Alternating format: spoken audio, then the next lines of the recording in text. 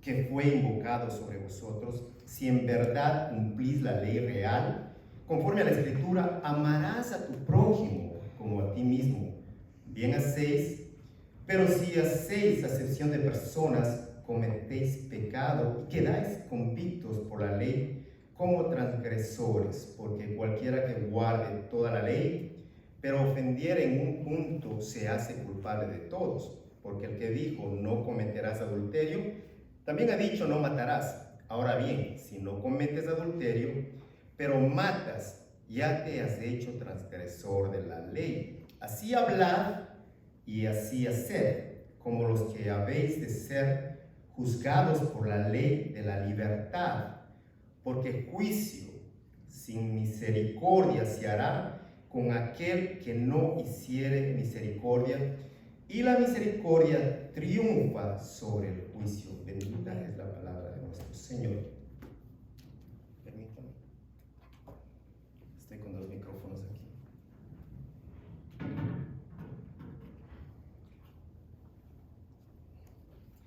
El título para el sermón de esta mañana, pueden tomar asientos, hermanos. Ricos en fe y herederos del reino. El título para hoy, ricos en fe y herederos del reino. Hay un reto para las personas que leen esta carta, sobre todo para nosotros como cristianos. Si nosotros poseemos una fe genuina en Cristo, necesitamos demostrarla. Demuestre su fe. Ese es el reto al leer este libro. Además, el libro presenta un constante recordatorio que cualquier persona puede decir que es cristiana. Cualquiera lo puede decir. Pero hay una evidencia genuina que se manifiesta en su vida. ¿Cómo viven? Y usted va a saber si son o no son verdaderamente cristianos. Santiago se dirige a los cristianos judíos. En esta carta que él escribe, aquellos que estaban en el momento fuera de Palestina y estaban atravesando situaciones sumamente difíciles, dificultosas por seguir a Jesucristo. Ponga atención, por seguir a Jesucristo. Ahora, este tipo de comunicación, esta carta que está usando Santiago, los lleva a ellos a recordar la historia de su pasado. El propósito de qué? De su pasado, de las pruebas que tuvieron que atravesar.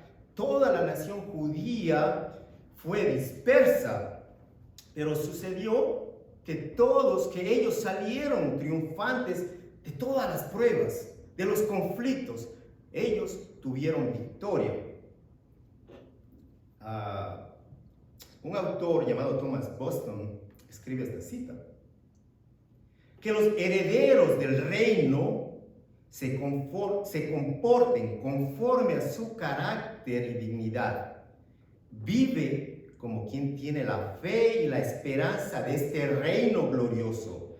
Que tu conversación esté fijada en el cielo, que tu alma se deleite en comunión con Dios, que tu forma de hablar y tus acciones tengan sabor a cielo, y que tu forma de vivir represente al país al que te diriges. ¿A dónde nosotros nos dirigimos?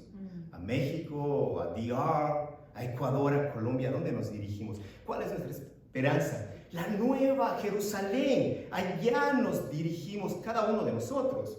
El primer punto en este sermón, exhortación a tener fe en nuestro glorioso Señor.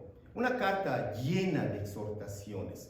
Y este es un punto. En el versículo 1, Santiago dice: hermanos míos, mira el trato, cómo él escribe con amor a sus hermanos, que vuestra fe en nuestro glorioso Señor Jesucristo sea sin acepción de personas. Una fe que no puede estar mezclada de favoritismo. Jesucristo fue un ejemplo de imparcialidad y Jesús es presentado por Santiago como el Señor glorioso, mientras que Santiago se presenta como el siervo del Señor. Algo notable en estas palabras, que Santiago lo define como glorioso. Jesucristo, el Salvador, como el glorioso. En la tierra, los que tuvieron la oportunidad contemplaron la gloria de nuestro Señor Jesucristo, dice la palabra, como la gloria del unigénito del Padre, lleno de gracia y de verdad. Pero sin embargo, nuestro Señor no se quedó en la tierra, Él ascendió al cielo con otra gloria, con la gloria de la exaltación del Padre, quien lo exaltó hasta lo sumo, amén, dice la palabra. Y para Santiago aquí hay algo muy importante, la posición gloriosa de Jesucristo. ¿En dónde? A la diestra del Padre, siendo que intercediendo por cada uno de nosotros. Y esta fe a la que se menciona en el glorioso Señor Jesucristo no permite acepción de personas. Si nosotros respetamos al prójimo simplemente por su apariencia, porque son ricos, porque tienen un cargo alto, porque son distinguidos en la sociedad, y no por su carácter, no es de agrado de Dios. Pablo afirmó que para Dios no hay favoritismo en Romanos 2:11. Luego a los Colosenses en el capítulo 3:25 les dijo: el que hace el mal pagará por su propia maldad, y en esto no hay favoritismos.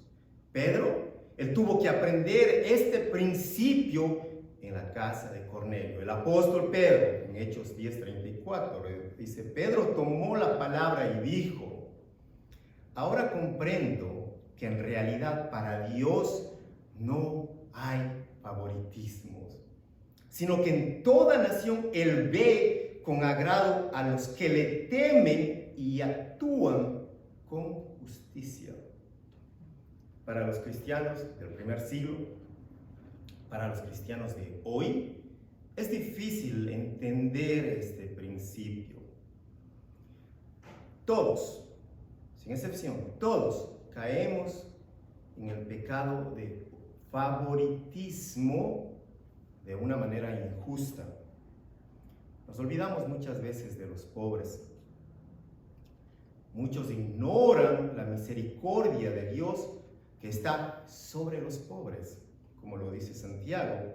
Y Lucas, en el capítulo 6, versículo 20, dice: y alzando los ojos hacia sus discípulos, decía: bienaventurados vosotros los pobres, porque vuestro es el reino de Dios. La palabra de Dios nos muestra con claridad. Pero ¿qué sucede durante la dispersión de las sinagogas de los judíos? Las sinagogas eran los centros religiosos para adorar, pero no solamente para esto, algo importante, que también eran los lugares a donde acudían las personas con problemas particulares, donde se daban juicios, se presentaban a los rabinos. Los rabinos también, como maestros, también actuaban como jueces, y ellos ¿qué usaban? La ley de Moisés y también la tradición de los ancianos para determinar quién tenía la razón. Esta práctica está claramente establecida en el libro de la ley, Deuteronomio 17, 8 al 13, lo puede leer. Los romanos en aquel entonces, ellos no permitían que los judíos tuvieran sus propios tribunales, y por eso ellos tenían que asistir a sus sinagogas, a los templos, y encontrar justicia entre sus hermanos. Ahora, esta misma práctica que usted lo ve aquí, más tarde la podemos ver en las comunidades cristianas. Y Pablo lo dice claramente en la carta a los Corintios. Les leo el capítulo 6, versículo 1 al 8. Dice: si alguno de ustedes tiene un pleito con otro, ¿cómo se atreve a presentar demanda ante los inconversos en vez de acudir a los creyentes? ¿Acaso no saben que los creyentes juzgarán al mundo? Y si ustedes han de juzgar al mundo, ¿cómo no van a ser capaces de juzgar casos insignificantes? ¿No saben que aún a los ángeles los juzgaremos, cuanto más los asuntos de esta vida. Por tanto, si tienen pleitos sobre tales asuntos, ¿cómo es que nombran como jueces a los que no cuentan para nada ante la iglesia? Digo esto para que les dé vergüenza. ¿Acaso no hay entre ustedes nadie lo bastante sabio como para juzgar un pleito entre creyentes? Al contrario, un hermano demanda a otro, y esto ante los incrédulos. En realidad, ya es una grave falla el solo hecho de que haya pleitos entre ustedes. ¿No sería mejor soportar la injusticia? Pregunta. ¿No sería mejor dejar que los defrauden? Lejos de eso, son ustedes los que defraudan y cometen injusticias, y conste que se trata de sus hermanos. Ahora Santiago trata la misma situación que acabamos de escuchar, pero Santiago presenta una ilustración. En la sinagoga, un juicio se está celebrando, hay un hombre rico, hay un hombre pobre, frente a un tribunal cristiano. Pero los jueces, según el relato de Santiago, son jueces malos, con malos pensamientos, malos criterios, en el versículo 4, y que han afrentado al pobre, que hacen distinción de entre personas. Y en este contexto, Santiago recuerda a los creyentes que el juicio verdadero nace de un espíritu imparcial y se sustenta en la obediencia a la ley real. Y termina diciendo y culmina en la misericordia. En el versículo 5 dice: hermanos míos, amados, oíd. Aquí hay una ordenanza, un imperativo. Oíd. ¿No ha elegido Dios a los pobres de este mundo? ¿Para qué elige el Señor a los pobres? ¿Para que sean ricos? ¿Ricos en qué? ¿Ricos en lo material? ¿En sabiduría? ¿En ciencia? ¿Ricos en qué? No, dice ricos en fe y herederos del reino. ¿Todos los pobres? ¿Está hablando en general? No, dice el heredero del reino que ha prometido a los que le aman. A todos los pobres no, a los que le aman. Entonces, si le aman a Cristo, aquí hay una promesa de riquezas en fe y que serán herederos del reino. Luego el versículo 6: pero vosotros habéis afrentado. El Señor los escoge y ellos se encargan de humillarlos. El Señor les escoge para que sean ricos y ellos se encargan de ultrajarlos, de ofenderlos. Luego continúa: ¿No os oprimen los ricos y no son ellos los mismos que os arrastran a los tribunales? ¿No blasfeman ellos del buen nombre que fue invocado sobre vosotros? Si en verdad cumplís la ley real, conforme a la Escritura, amarás a tu prójimo como a ti mismo. Santiago cita el Antiguo Testamento. Bien hacéis, pero si hacéis acepción de personas, cometéis pecado y quedáis convictos por la ley como transgresores. Palabras de Santiago que son un eco de las enseñanzas del Señor en cuanto a las bienaventuranzas. En Mateo 7, del 1 al 2, dice: no juzguen a nadie, las enseñanzas del Señor, para que nadie los juzgue a ustedes. Porque tal como juzguen, se les juzgará, y con la medida que midan a otros, se les medirá a ustedes.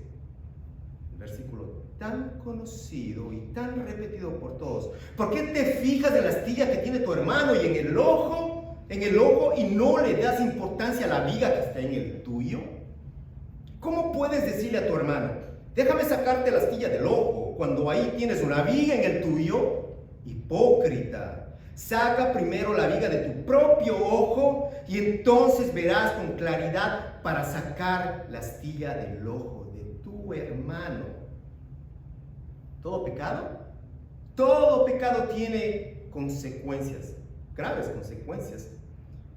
Nosotros estudiamos, vemos la historia del cristianismo donde se vio favoritismo Surgieron problemas por esto, problemas en las iglesias, dentro de la iglesia, pero también afuera de la iglesia. Problemas internos, externos, peleas, guerras, el prejuicio humano por género, por raza, por origen, pobres, ricos, etc.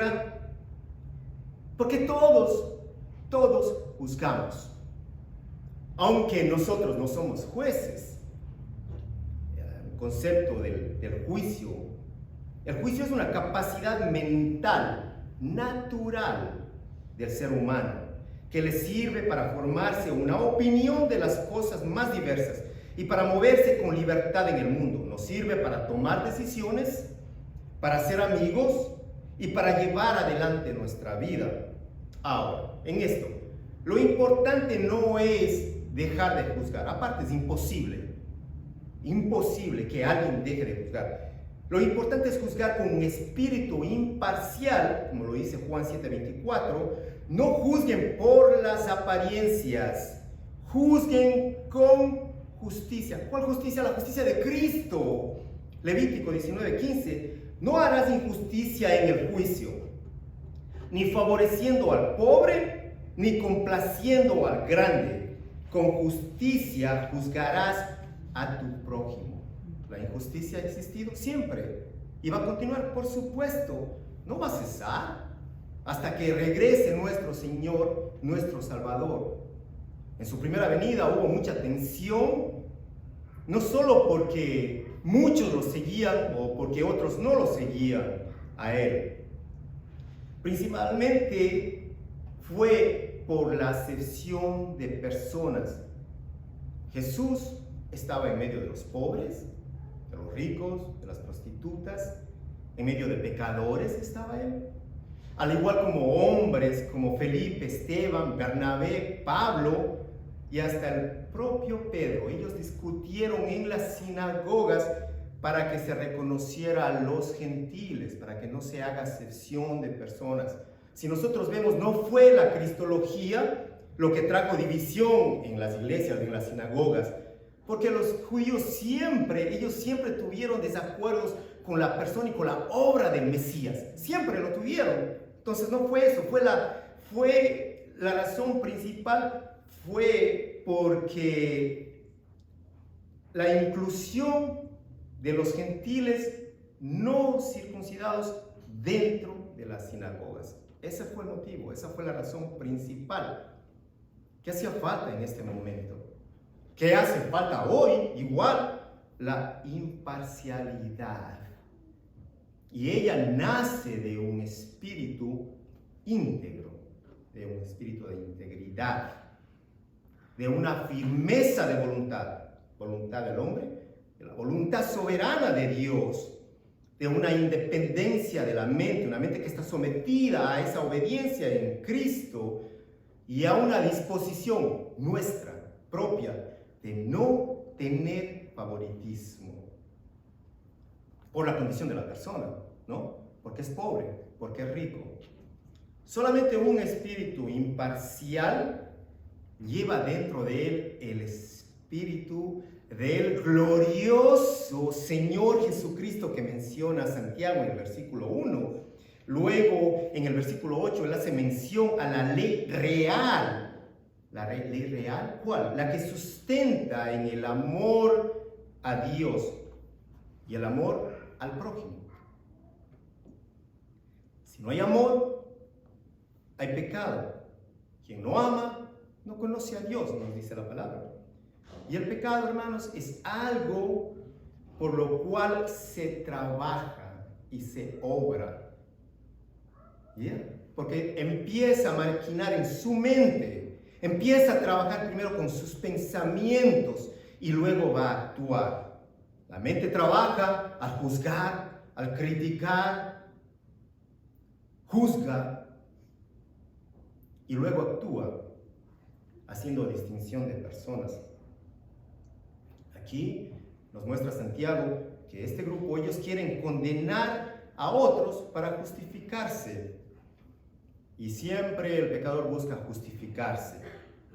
Pero se ignora, no saben ellos que Dios es quien atrapa, dice Pablo a los Corintios, que Dios es el que atrapa a los sabios en la trampa de su propia astucia. Hermanos, como dicen, déjele la batalla a Dios, porque Él atrapa a los sabios en la trampa de su propia astucia. Aquel que se cree astuto se va a encontrar con Dios.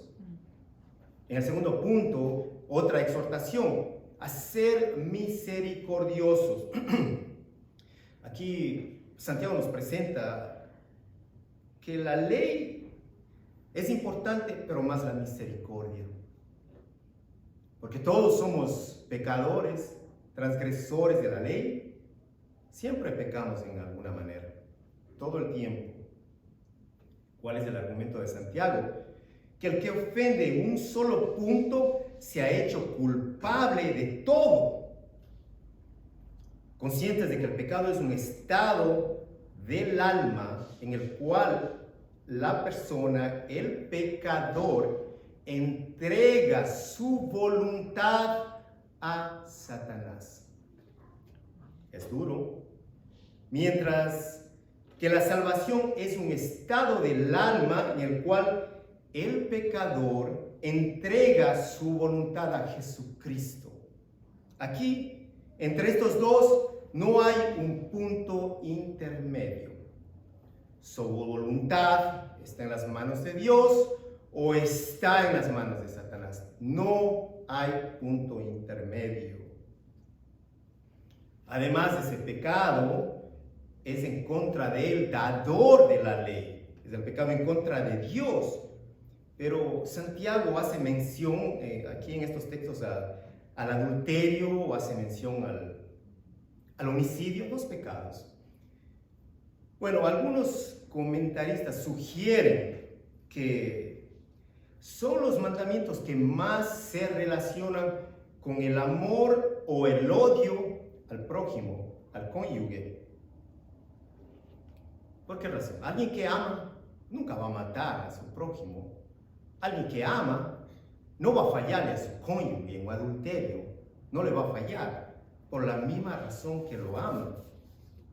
Ahora, si nosotros hubiéramos sido juzgados solo por la justicia de la ley, sabiendo que todos somos transgresores de la ley, la única esperanza ahí que nos queda a todos es la misericordia de Dios, porque todos hemos violado la ley de Dios. Romanos 3, capítulo, lo que leímos antes, en el capítulo 3, versículo 21 en adelante. Y solamente en Él podemos nosotros recibir la misericordia. Dice la palabra que Él es Padre de misericordias y Dios de toda consolación, dice Pablo a los Corintios. Y también el Antiguo Testamento enseña que la misericordia proviene de Dios. Estamos claros de eso, que Dios es lento para la ira y grande en misericordia, y que es el único que puede decir, tendré misericordia del que tendré misericordia, y tendré compasión de quien tendré compasión. Por esta razón, Dios puede demandar misericordia de sus hijos. ¿De quién? De ustedes, de nosotros, creyentes. Él puede demandar esto. Como tiene misericordia con nosotros, nosotros debemos dar misericordia a otros. Y hay una relación íntima en esto que acabo de decir, la misericordia de Dios y la misericordia que todos nos debemos unos a otros. Usted piense en esta semana, ¿tuvo misericordia? ¿Aplicó la misericordia de Dios en su casa, en su trabajo, con su familia, con sus amigos, con sus vecinos? ¿Usted aplicó la misericordia de Dios? ¿Usted se acordó de la misericordia que Dios ha tenido con usted por 20, 30, 40 años? ¿Por 5, 7, 10 años, el tiempo que sea? ¿Usted se ha acordado de todos los pecados que el Señor le ha perdonado para usted poder perdonar a otros? Bueno, que su conciencia responda a esta pregunta y que este texto le lleve a hacer misericordia. Con alegría den misericordia, dice Romanos. Y luego Santiago afirma que todos debemos ser juzgados por la misma ley, la ley de la libertad en Cristo Jesús, en el versículo 12. Y esta es la ley del amor y de la misericordia. Y dice, debemos hablar y actuar conforme a esta nueva ley. Otra exhortación. Hable, actúe. ¿Cómo? De acuerdo a mi carne, ¿cómo me siento yo? Es que estoy fastidiado, estoy molesto, no aguanto más. Enough, suficiente, se acabó. No, un ratito, usted es cristiano. Usted tiene un padre que lo está mirando. Piense, medite, respire, cierre su boca.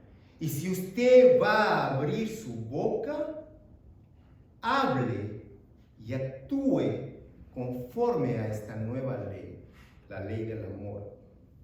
La ley de Moisés, la que recibió Moisés, nos lleva a los pies de Cristo. Ahora la ley de la libertad es más completa y perfecta que la ley de los mandamientos.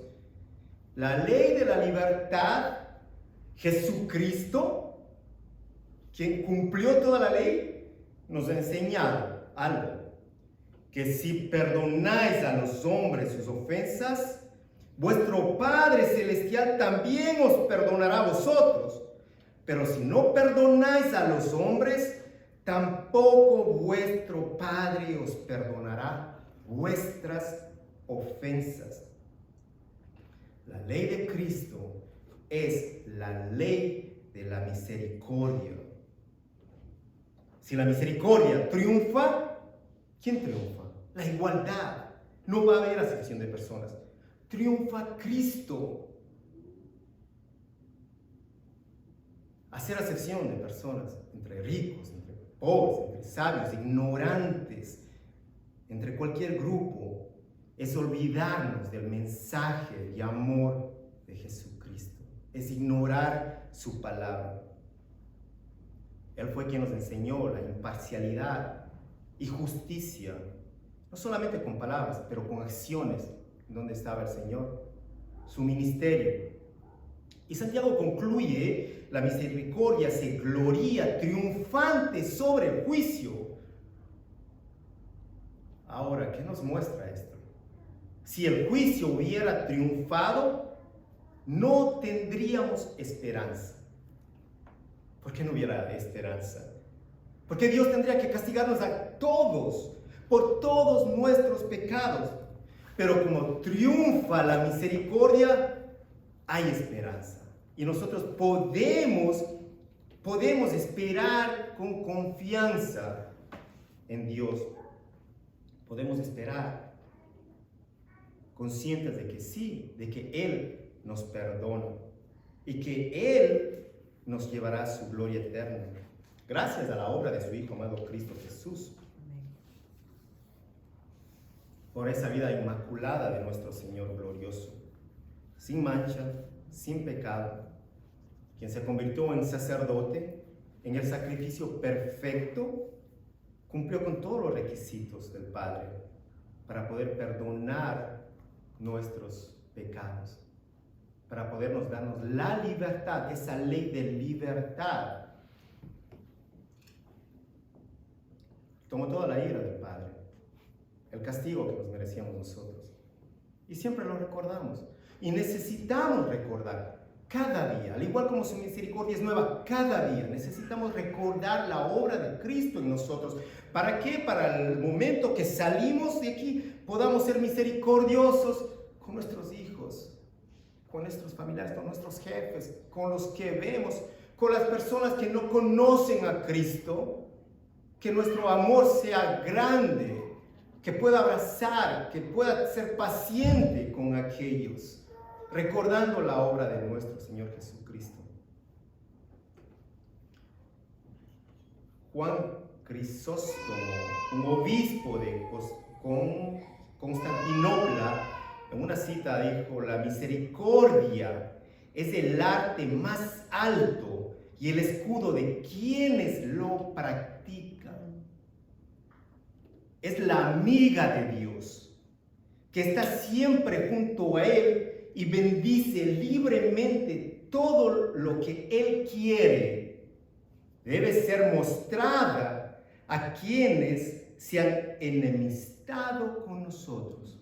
¿A quienes vamos a dar misericordia? ¿A la hermana que estamos bien y tomamos cafecito y salimos? No, a aquellos que se han enemistado con nosotros y a quienes han pecado contra nosotros.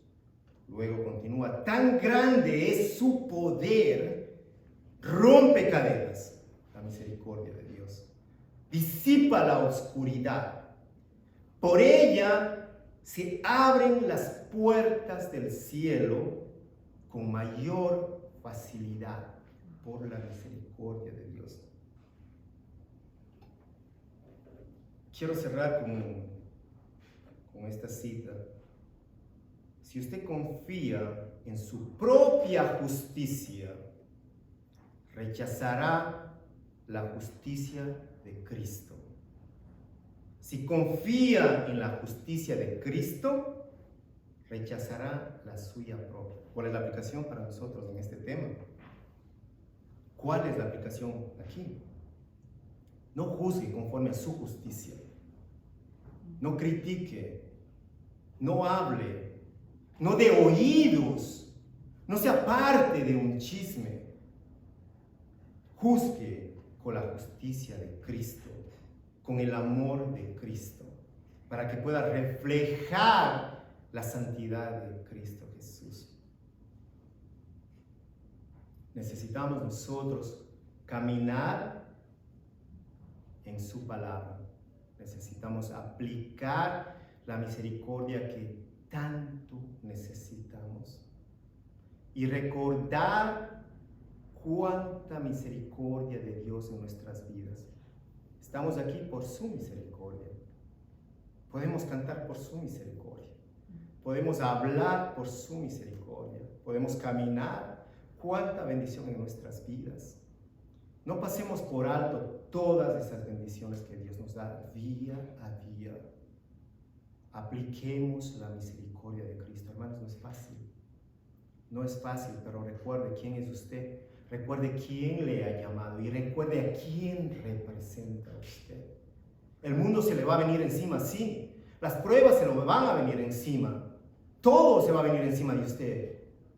Pero nosotros somos fuertes en Cristo.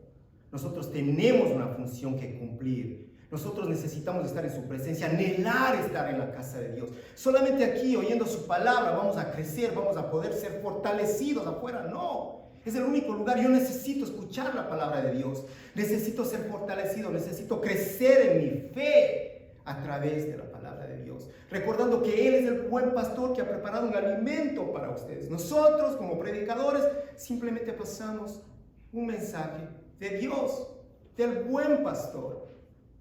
Simplemente lo pasamos y lo recibo y tengo que vivirlo cada uno de nosotros. Vamos a aplicar esa misericordia de nuestro Señor en nuestras vidas. Vamos a dejar de criticar. Vamos a juzgar con la justicia de Cristo. Y así podremos ser de agrado de nuestro Dios y podremos estar en esa soberana voluntad de Él. Vamos a orar, a darle gracias a Dios por esta tarde. Bendito Dios, tú eres soberano. Nuevas son tus misericordias cada día, cada mañana para nosotros. Gracias, Dios amado, por ser tan misericordioso con nosotros, tan compasivo, tan paciente, Padre. Pedimos que no permitas que nuestras manos se suelten de ti, Señor.